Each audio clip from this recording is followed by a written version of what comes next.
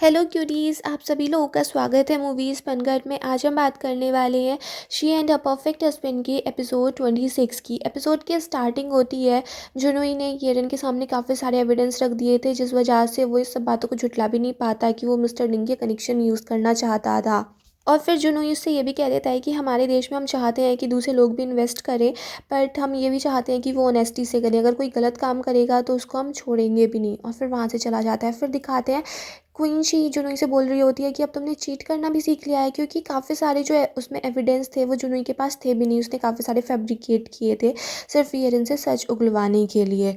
फिर दिखाते हैं तभी वहाँ पर वूफी आ जाती है और वो जुनूई से बात करना चाहती थी, बट क्विंची खड़ी थी और क्विंची वहाँ से जा नहीं रही थी।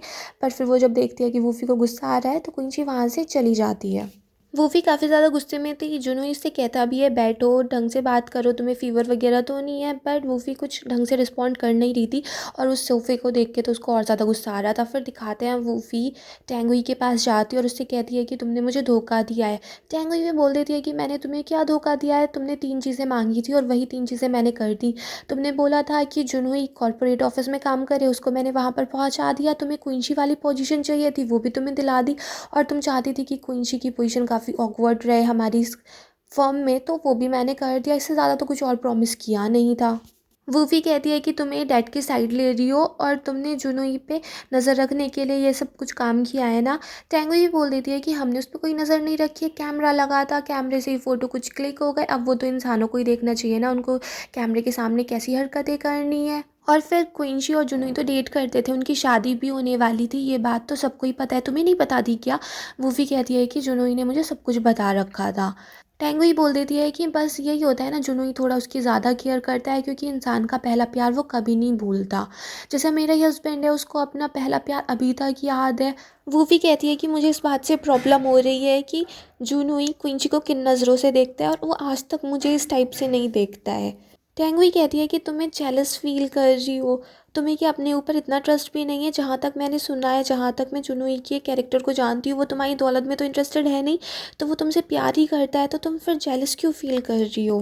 और वैसे भी एक बात जान लो कि हमारी इस पूरी ज़िंदगी में हमारे पेरेंट्स से ज़्यादा हमें कोई प्यार नहीं करता है, और हमारी खुशियों के लिए हम खुद ही जिम्मेदार होते हैं। और फिर उन्होंने वूफी से ये भी बोल दिया था कि अगर तुम्हें ये चेक करना है कि जुनूई तुम्हें पसंद करता है या नहीं करता है, तो ये प्रेनअप एग्रीमेंट उसके सामने जाके रख दो, अगर वो साइन कर दे तो वो तुमसे प्यार करता है।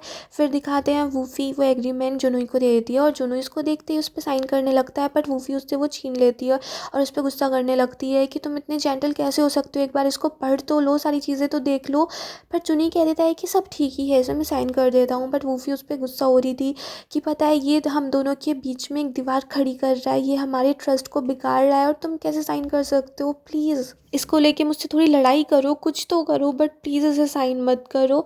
और फिर जुनूई वूफी को गले लगा लेता है और उसको समझाता है कि लाइफ हमेशा इजी नहीं होती है, कई बार लाइफ में लोग हमें मिसअंडरस्टूड कर लेते हैं, वो हमारे बारे में पता नहीं क्या क्या सोचने लगते हैं, बट उससे हमें कोई थोड़ी ना फ़र्क पड़ता है। हमें क्या मतलब कि कोई हमारे बारे में क्या सोच रहा है, बट मुझे बस इसी बात की केयर है कि तुम मेरे बारे में क्या फ़ील करती हो, क्या सोचती हो।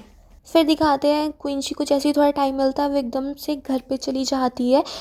दूसरी साइड दिखाते हैं यंगहुआ को काइलियांग का बॉस नौकरी से निकाल देता है। वो उसको बहुत डांटता है कि तुमने कैसी रिपोर्ट दिया, कैसे एनालिसिस किया है, तुम्हारी वजह से हमारे मिस्टर क्यू बहुत ज़्यादा गुस्सा हो गए हैं, हमारे कुछ क्लाइंट्स छिन गए हैं, और इस सब को तुम अफोर्ड नहीं कर सकते, और तुम जैसे मैनेजर की हमारे यहाँ पे ज़रूरत नहीं है।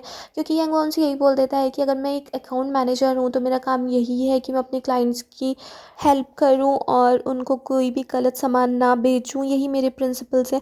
और इन सबको देख के उस बॉस को बहुत ज़्यादा गुस्सा आ जाता है, फिर वो यंगहुआ को नौकरी से निकाल देता है।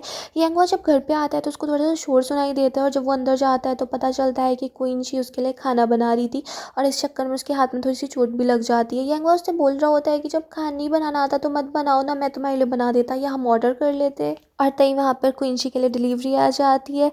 क्वींची फिर यंगहुआ को बताती है कि मैंने 2 प्लान सोचे थे, प्लान ए मैं खुद यहाँ पे कुछ बना के देखूंगी, और सेकंड प्लान ये था कि कुछ नहीं बन पाएगा, तो इसलिए मैंने पहले ही ऑर्डर कर दिया था। फिर वो यंगहुआ को थैंक यू बोल रही होती है कि तुमने आज तक मेरे लिए इतना कुछ किया है, तुम मेरी इतनी ज़्यादा केयर करते हो, और अगर तुम मेरे साथ हो तो मैं कुछ भी कर सकती हूँ, अगर तुम नहीं होते तो पता नहीं मेरी लाइफ इस टाइम पर कैसी होती। अगर जब तक हम दोनों साथ हैं हम कुछ भी कर सकते हैं। और फिर येंगो आके गले लग के उससे बोल देती है कि मैं नहीं चाहती हूँ कि हमारी फैमिली तुम्हारा बर्डन बने, मैं चाहती हूँ कि तुम जो भी काम करो वो अपने दिल से करो। येंगवा कहता है कि अगर किसी दिन मेरी नौकरी चली गई तो तब क्या होगा। क्विंची बोल देती है कि उससे भी कोई प्रॉब्लम नहीं है, मैं तुम्हारा ध्यान रख लूँगी, और वैसे भी नौकरी करना ना करना वो तुम्हारी चॉइस है। मैं नहीं चाहती हूँ कि कोई ज़बरदस्ती तुमसे कुछ कराए। अगर तुम घर का काम करना चाहते हो तो करो, बट उसमें भी तुम्हारी मर्ज़ी होनी चाहिए। अगर तुम्हें बाहर जाना है, कोई जॉब करनी है तो भी वो कर लो, बट उसमें भी तुम्हारी चॉइस होनी चाहिए। फिर दिखाते हैं दोनों एक दूसरे को गले लगाते हैं और एक दूसरे को थैंक यू बोलते हैं कि तुम मेरी लाइफ में आए तब से मेरी लाइफ बिल्कुल चेंज हो गई, और थैंक यू मेरी लाइफ में आने के लिए। फिर नेक्स्ट डे दिखाते हैं येरन ने प्रीनप पे साइन कर दिए थे, लीडाई वो डॉक्यूमेंट्स लेके आ गई थी। उन सबको देख के क्विंची लीडाई से कहती है कि ऐसा पहली बार तो नहीं हुआ है कि तुम मुझसे हार गई हो, तो तुम टेंशन मत लो। बट लीडाई उसको बताती है कि तुम्हें पता है येरन ने साइन करने से पहले वो मिस्टर डिंग से मिला था। फिर दिखाते हैं क्विंची टैंगुई से जाके मिलती है और उसको बताती है कि येरन मिस्टर डिंग से मिला साइन करने से पहले। उन लोगों ने क्या बात की होगी, और मुझे तो लगता है इसमें हम फंस ही गए। हमें सिर्फ एक प्रीनप पे साइन ही कराने थे, बट उसके लिए हमने कितना सारा और एक्स्ट्रा काम भी कर दिया। और फिर वो टेंगुई से ही बोलती है कि कहीं मुझे ऐसा लग रहा है कि आप मेरे ऊपर भी कोई ट्रिक्स प्ले तो नहीं कर रही है ना। टेंगुई भी कहती है कि अभी तुम्हें कुछ दिन ही आए हुए हैं इस कॉर्पोरेट डिपार्टमेंट में, और तब अभी से तुम इतनी ज़्यादा सस्पिशियस हो गई। क्विंची बोलती है कि अभी मैं यहाँ पर आ गई हूँ तो मैंने कुछ चीज़ें सीख ली हैं, मैं इस पोजीशन के लिए इतनी ज़्यादा क्वालिफाइड नहीं हूँ, इसलिए अगर मुझे आगे बढ़ते रहना है तो सबसे इम्पोर्टेंट ये है कि मैं हर चीज़ से कुछ ना कुछ नया सीखूँ। और मुझसे ज़्यादा तो जुनूई काफ़ी ज़्यादा बेटर है, उसके पास अच्छे कनेक्शन है, उसका बैकग्राउंड अच्छा है, और वो हर चीज़ में मुझसे ज़्यादा अच्छे से काम कर लेता है। तो मुझे लगता है कि आपने मुझे उस डिपार्टमेंट में इसलिए भेजा है ताकि मैं सिर्फ जुनूई को नोटिस ना करूँ, बल्कि इसलिए भी भेजा है ताकि मुझे पता चल सके कि मैं आगे क्या कर सकती हूँ और क्या नहीं कर सकती हूँ। टेंगुई कहती है कि क्वीनशी तुम हर चीज़ में इतनी अच्छी हो, तुम स्मार्ट हो, और तुम मुझे सबसे ज़्यादा इसीलिए पसंद आती हो क्योंकि तुम फ्लेक्सिबल हो, तुम अपनी गलतियों को भी मान लेती हो। बट कई बार जो तुम है ना अपनी आगे आगे करने में लग जाती हो, मेरी कोई बात नहीं सुनती हो, बस मुझे यही बात पसंद नहीं आती है। इस सब को सुन के क्वीनशी प्रॉमिस कर देती है कि वो अब से टेंगुई की सारी बातें मानेगी, और जैसा टेंगुई बोलेगी वैसा ही करेगी, कोई अपने से ऐसा दूसरा केस नहीं ले लेगी, और साथ में हमेशा लॉ फर्म के बेनिफिट्स को भी ध्यान में रखेगी। फिर दिखाते हैं क्विंची येंगवा की बैंक के पास में ही थी, तो वो येंगवा को फ़ोन करके पूछती है कि मैं तुम्हारे बैंक के पास में ही हूँ, तुमसे मिलने के लिए आ जाऊँ। बट येंगवा उससे कह देता है कि मैं अभी बिज़ी हूँ। बट फिर क्विंची उससे कहती है कि आज के दिन तो सब लोगों का ऑफ होना चाहिए था ना, आज के दिन तो तुम्हें कुछ ऐसा काम नहीं होता। फिर उसके बाद दिखाते हैं येंगवा क्विंची के पास बैठा होता है और वो क्विंची को बता देता है कि उसको नौकरी से निकाल दिया गया है। फिर दिखाते हैं काइलियांग का बॉस आके काइलियांग को भी डांट रहा होता है कि तुमने ऐसे कैसे इंसान को यहाँ पर रख लिया, उसको मैनेजर तक बना दिया, और उससे कोई काम ढंग से होता नहीं है, उसने हमारा एक इतना इंपॉर्टेंट क्लाइंट हमें गंवा दिया। और तभी उनको पता चलता है कि येंगवा उन लोगों से मिलने के लिए आया है। फिर दिखाते हैं क्विंची काइलियांग के बॉस से मिलती है और उसको बताती है कि मैं येंगवा की वाइफ हूँ। जिसे सुन के वो बॉस हंसने लगता है कि बताओ ये अब अपनी वाइफ को लेके आ गया, और वो येंगवा से कह रहा होता है कि तुम्हें शर्म नहीं आ रही, अपनी वाइफ को लेके आ गए। और फिर क्विंची काइलियांग के बॉस को झाड़ना शुरू करती है और उसको बोलती है कि सिर्फ एक एम्प्लॉयर अपने एम्प्लॉय को सिर्फ इन 5-6 कंडीशन में ही नौकरी से निकाल सकता है, और मेरे हस्बैंड ने इनमें से कौन सी वायलेट की है जिसके हिसाब से आपने इसको नौकरी से निकाल दिया। वो भी सोच में पड़ जाता है वो, बट कुछ बोल ही नहीं पाता। और क्विंची उससे बोल देती है कि इसलिए आप मेरे हस्बैंड को नौकरी से नहीं निकाल सकते हैं। और वो सारी बातें देख के येंगवा भी बड़ा खुश हो रहा था कि क्विंची उसके लिए कितना लड़ रही है। और फिर जाते जाते क्विंची उसको ये बता देती है कि वो एक लॉयर है और साथ में इस लॉ फर्म में काम करती है, और फिर वहाँ से बड़े एक्शन में जा रही होती है, और यंगवा भी उसको देख के बड़ा खुश हो रहा होता है। तभी काइलियांग उनको आके बताता है कि जाने का रास्ता ये नहीं है, दूसरा वाला है।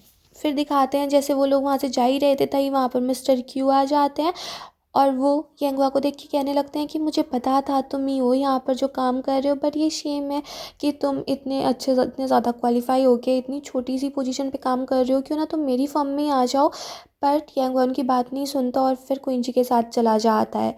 फिर दिखाते हैं काइलियांग, क्विंची और येंगवा बैठे होते हैं, और वहाँ पर काइलियांग बताता है कि ग्रेजुएट होने के बाद ही उन्होंने एक प्रोजेक्ट पे काम करना शुरू किया था स्टॉक मार्केटिंग में, और येंगुआ ने तो काफ़ी अच्छे से स्टॉक खरीदे थे, बेचने का भी उसे ठीक से टाइम पता था, बट काइलियांग के चक्कर में उसको काफ़ी सारा नुकसान हो गया था। तो काइलियांग कहता है कि इसी वजह से हर बार मुझे लगा रहता है कि मेरी वजह से येंगुआ ने इतने सारे रुपए गंवा दिए। इसीलिए काइलियांग कहता है कि तब से मुझे पता चल गया कि मैं स्टॉक मार्केट के लिए नहीं बना हूँ और मैंने एक बैंक चूज़ कर ली काम करने के लिए। फिर वहाँ पे येंगुआ बताता है कि उस प्रोजेक्ट के बाद से ही उसको मिस्टर क्यू ने बुलाया और उन्होंने उसकी काफ़ी तारीफ़ की कि मैं तुम्हें कब से फॉलो कर रहा हूँ और तुमने बहुत अच्छा काम किया है, और उसको अपने यहाँ पे नौकरी के लिए रख लिया। इसलिए ग्रेजुएशन के बाद येंगुआ कनाडा चला गया था उनका असिस्टेंट बन के, और वहाँ पे फंड मैनेजर की तरह काम करता था। फिर येंगुआ अपनी आगे की स्टोरी कंटिन्यू करता, वो देखता है कि उनकी ड्रिंक्स ख़त्म हो गई हैं तो वो 2 बोतल ड्रिंक्स की मंगवाता है। बट काइलियांग और क्विंची दोनों ही बोल देते हैं कि सिर्फ नहीं, एक ही बोतल चाहिए, सिर्फ एक बोतल से धीरे धीरे पी के हम तुम्हारी सारी कहानी सुनेंगे। और फिर यहीं पे ये एपिसोड फिनिश हो जाता है। अगर आपको ये पसंद आया हो तो प्लीज़ मेरे चैनल को सब्सक्राइब करें, लाइक करें, शेयर करें, कमेंट्स करें, and bye bye till next video.